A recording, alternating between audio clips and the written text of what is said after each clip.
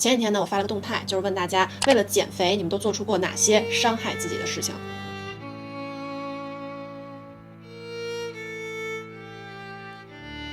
看了你们的评论呢，其实我一点也不震惊，因为你们都没5年前的我狠。大家都知道，现在的我是个健身网红啊，长这样。但是我赌你们没见过5年前的我。再来一次啊！为了减肥，你做出过哪些伤害自己身体的事情？打在弹幕上。好，我先来。节食1整个月，吃苹果吃到住院，输了7天液。节食完了不管用，开始吃减肥药，各类减肥药。我印象最深刻的是那个泰国减肥药，当时因为吃死过人上了电视，我还在吃，就因为它数字掉得快。我记得当时每天早上醒来啊，我的心跳的速度都是。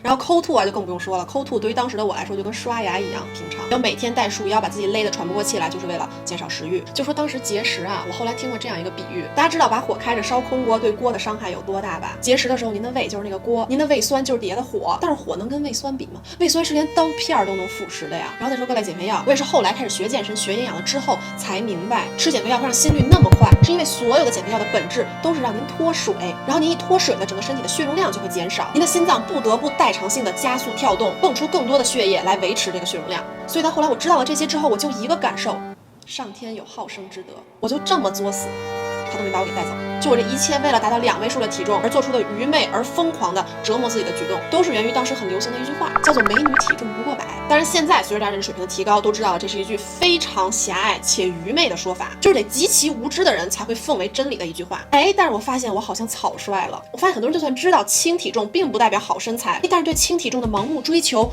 依旧没有改变，还是会去鬼迷心窍的相信那些什么1周瘦10斤、20天瘦50斤这种屁话。你有没有想过为什么？究竟是谁绑架了你，让你如此焦虑这个数字，如此厌恶自己的身材？不知道大家有没有注意到社会上非常普遍的一种现象，就是某种概念或者行为可能对所有的参与者都有害，但却让所有参与者无法抗拒，就只能被动或主动的去参与。我来举个例子，比如说军备竞赛，一个国家买了先进战机，其他国家就要立刻跟进；一个国家发展核弹，其他国家也不得不在发展核弹上投入巨资；一个国家扩编海军，那其他国家也要闻风效仿。但到最后，所有参与军备竞赛的国家，它的力量平衡根本没有改变，但原本可用于教育或者医疗上的数十亿经费就浪费在武器上了。但是这种军备竞赛又是无法抗拒、无法选择的，因为一旦被侵略，这就关乎到一个国家、一个民族的存亡。这个就叫做博弈理论。大家有没有想过，其实我们每个人都是各类博弈理论现象的受害者？除了可笑的体重博弈，你们还能想到什么别的博弈现象？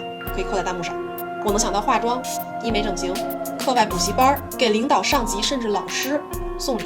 但是我们和国家不一样啊，我们好像是有选择的呀。我们不参赛不会关乎到存亡啊，我们似乎都被迫抛弃了那个让自己最舒服、最快乐的选择，加入到社会上各类对所有人有害的博弈当中。你们可以把自己最讨厌的博弈行为打在弹幕上。各种博弈现象其实都是文化传播的产物。文化传播最可怕的一点，就是它有一种神奇的力量，可以让我们抛弃生来享受快乐和自由的权利，变成有利它繁衍和复制的牺牲品。现在我们有请欧阳夏雨给大家深度解析一下。Bonjour everyone, Xiayu is here. So, more scholars see cultures as a kind of mental infection or parasites, with human as its unwitting hosts. Organic parasites, such as viruses, live inside the body of their hosts. They multiply and spread from one host to the other, feeding off their hosts, weakening them, and sometimes even killing them. As long as the host live long enough to pass along the parasites, it cares little about the conditions of its hosts.A cultural idea can compel a human to dedicate his or her life to spreading that idea. Even at the price of death, the human dies, but the idea spreads. This approach is sometimes called memetics. It assumes that, just as organic evolution is based on the replication of organic information units called genes, so cultural information units called memes. Successful cultures are those that excel in reproducing their memes, irrespective of the costs and benefits to their human hosts.好的，感谢夏雨的解释。现在回到我的故事。高中毕业以后呢，我是去洛杉矶上的大学。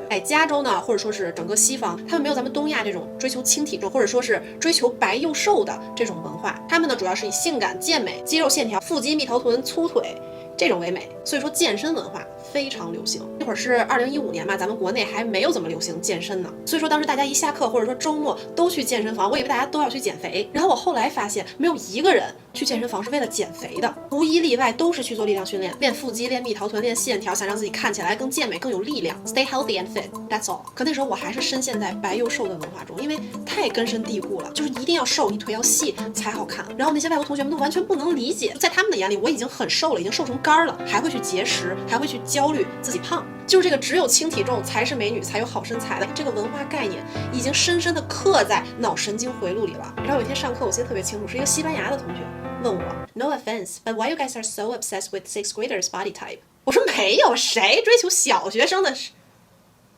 小丑竟是我自己。尤其是他问我，成年人难道不应该有成年人的身材吗？的时候，我才开始反思，就是在我们还有其他亚洲国家去追求白又瘦身材的这种文化，它真的是正常的审美吗？我的本性也不喜欢这种身材，那是什么力量迫使我这么多年来一直折磨自己，你去达到这种身材？那现在呢？我知道了，当年的我是成为了白又瘦文化传播还有博弈理论的牺牲品。刚才夏雨说了，文化它是不会顾及它宿主的健康与利益的，它为了自己的繁衍、复制和传播，它可以不惜一切代价，甚至让它的宿主去死。所以我慢慢意识到自己是在一场毫无意义的博弈中耗费自己，在这种病态的文化漩涡中丧失自我。我不但每天为了体重焦虑，我还变得敏感、多疑、不自信。那真正做到及时止损，把脑子里根深蒂固的对白又瘦文化的被迫痴迷给刨除，是有一天去健身房，一个黑人女生跟我说 ，Good Lord, I've never seen an Asian girl with a booty and thighs like yours. Girl, you're gifted. You know what? You better work that ass. You can be Chinese version samurai. 那是我从小到大第一次听有人跟我说，大屁股粗腿是天生的优势，是天赐的礼物。因为我从小到大最恨的就是我的屁股和腿，就是我最瘦90斤的时候，我的屁股和腿还是像120斤的。我到现在还特别感谢那位黑人女生，因为是她一下直截了当的让我在视觉上能看见属于我的、适合我的美的身材是什么样的身材，也是她一下让我顿悟，好身材没有定义。那一刻才是我真正接受我的体型、我的身材的时候。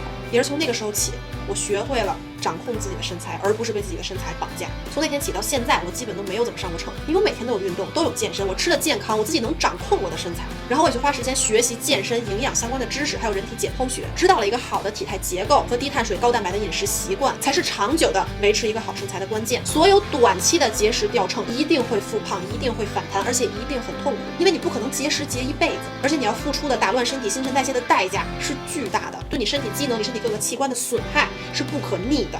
然后也知道了，经常运动、经常健身的人瘦体重更重，也就是瘦肌肉更多，静息代谢率要比不运动的人高得多，骨密度要比不运动的人高得多，身体衰老速度，无论是皮肤也好、关节也好、骨骼也好、器官也好，会比不运动的人慢得多。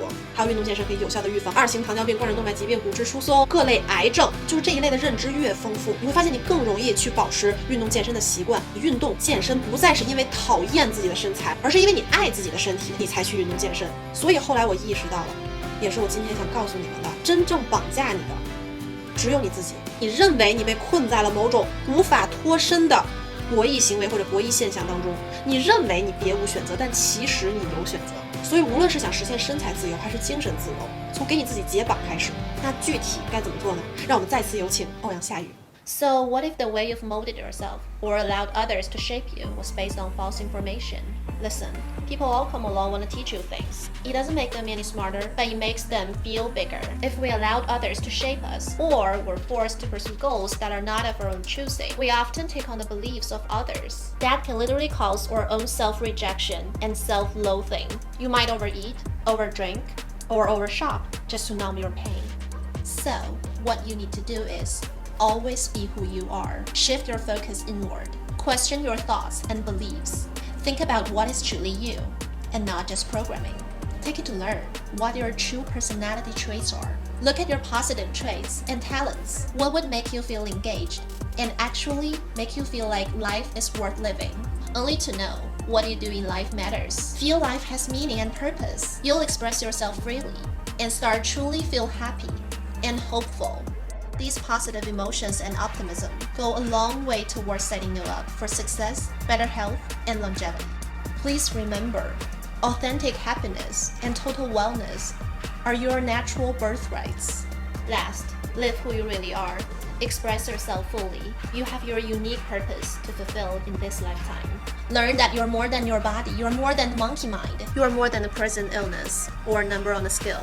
You are more than your past success or failures. You are an infinite being, full of potential to make a difference in this life. Starting with your own, love yourself and accept yourself, flaws and all. Embrace your strengths and celebrate your uniqueness. 最后呢，我想再次强调，不要急于求成，欲速则不达。你只有真正的改变了你的生活习惯，你才能长久的实现身材自由。那每天到底应该运动多久呢？运动量应该多少呢？我贴出来美国运动协会给的标准，大家可以参考一下。在这补充一下，如果已经超重了的仔呢，咱们还是要关注自己体重变化的，但是不要焦虑，你只有脚踏实地，一步一步走出来的路，才不会是死路。好啦，别忘啦，一键3连，爱你们 ，peace。